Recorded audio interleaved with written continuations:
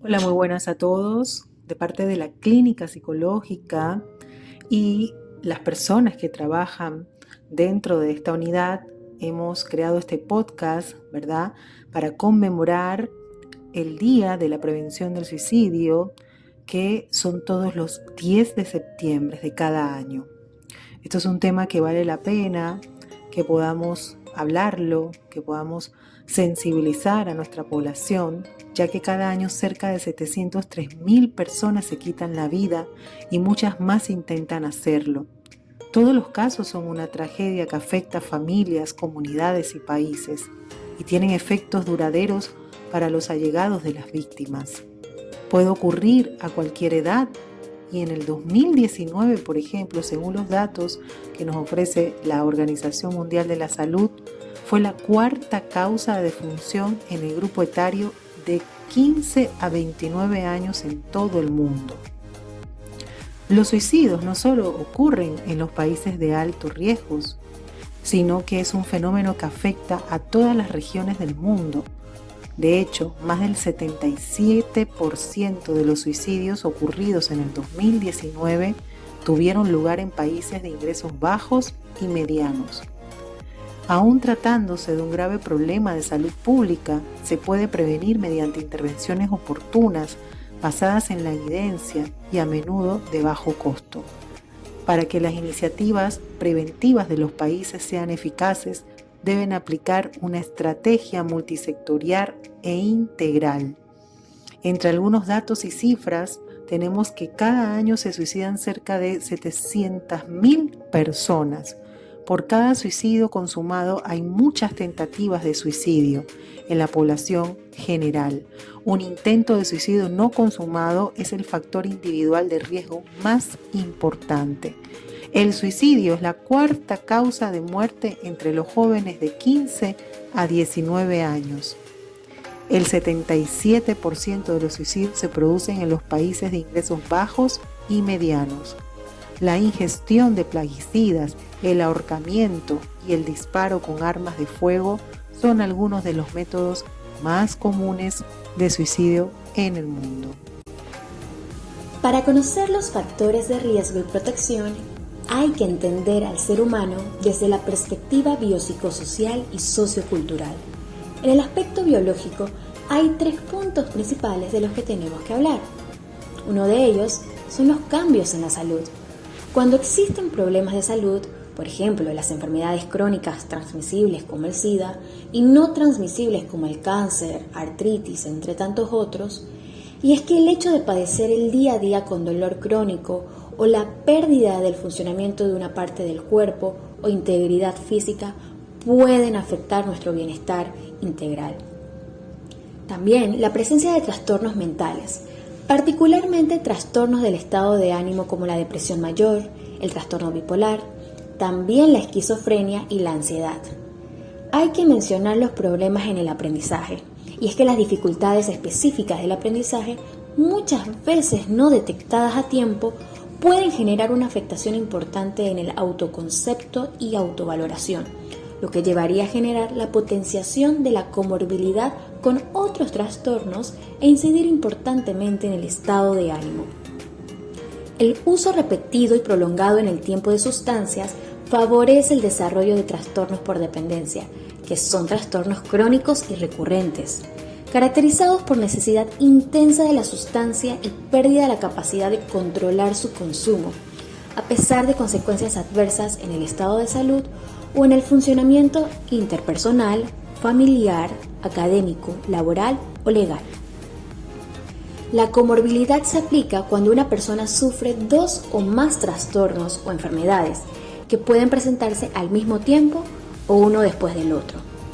La comorbilidad también implica cierta interacción entre las enfermedades, la cual puede hacer que ambas empeoren. Ahora hablemos sobre los factores de protección.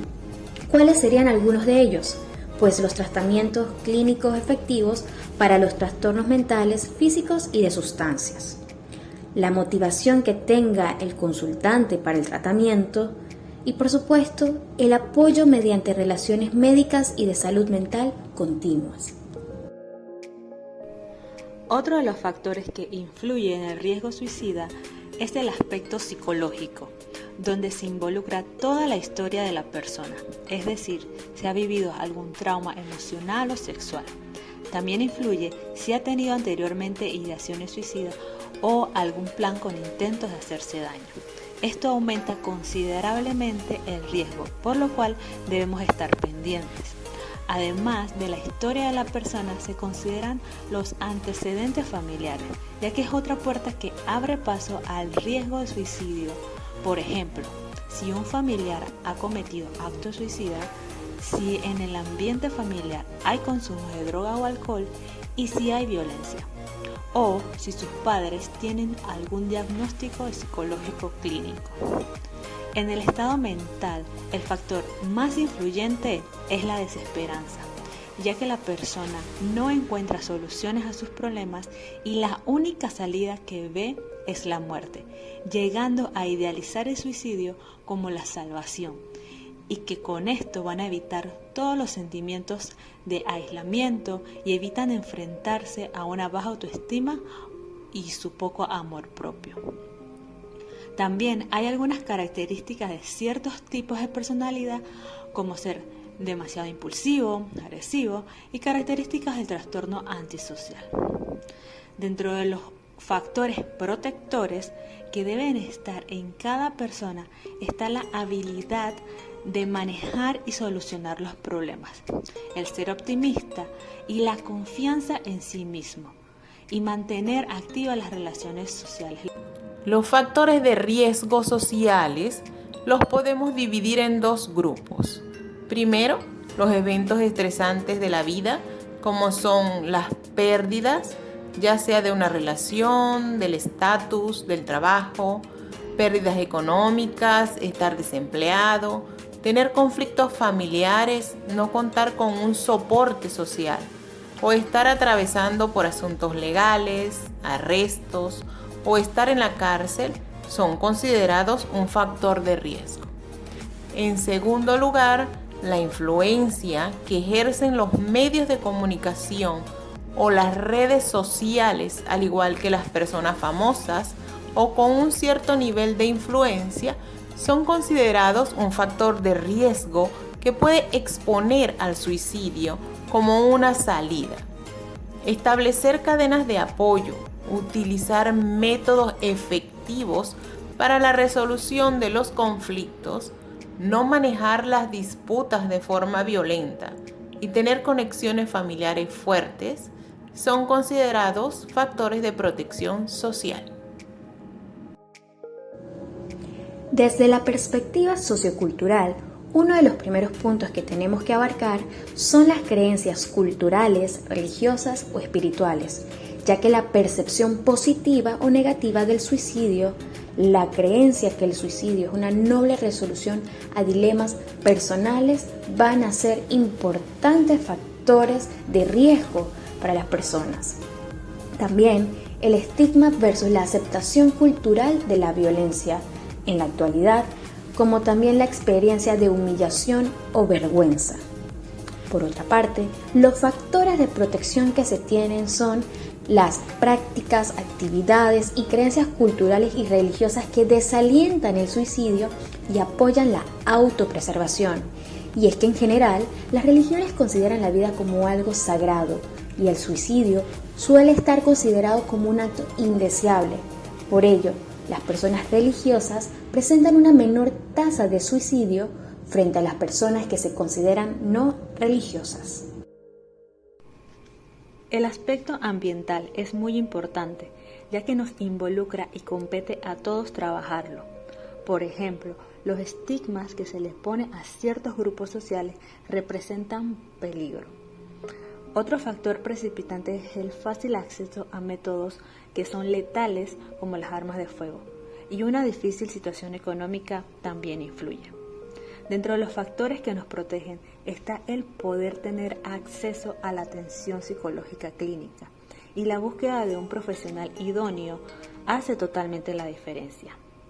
Otro factor es hablar sobre el suicidio. El educar contribuye a eliminar mitos y capacitar desde la identificación de las conductas de riesgo, desarrollar la autorregulación y crear redes de apoyo. También es necesario tratar de restringir todos los métodos letales con el que se pueda hacer daño. En cuanto a los factores de riesgo demográficos, tenemos que los hombres utilizan métodos más letales para suicidarse que las mujeres. Ser soltero, divorciado, separado, viudo, vivir solo, aislado socialmente y ser un joven homosexual o bisexual de raza blanca, todos estos aspectos son considerados factores de riesgo demográfico. Debemos mencionar que ser un adolescente o un anciano también se incluye como factor de riesgo, ya que en estas etapas se producen cambios rápidos. Un factor de protección sería poder contar con el apoyo tanto social como de la comunidad. Si necesitas ayuda o alguien con quien hablar, puedes contactar a la línea telefónica de Te Escucho Panamá 831-7600, la línea de atención de salud emocional 169, la línea de atención del Ministerio de Desarrollo Social 147, la Cruz Blanca Panameña a través de los celulares 6674-9695 o al 6020-9825, al Instituto Nacional de Salud Mental al número 523-6800 y, por supuesto, la Clínica Psicológica y de Desarrollo Humano Dr. Horacio Harris a través de nuestro Instagram @clínicasic_up o clinica.psicológica.up@gmail.com. Recuerda, tu salud mental es importante y estamos para ayudarte.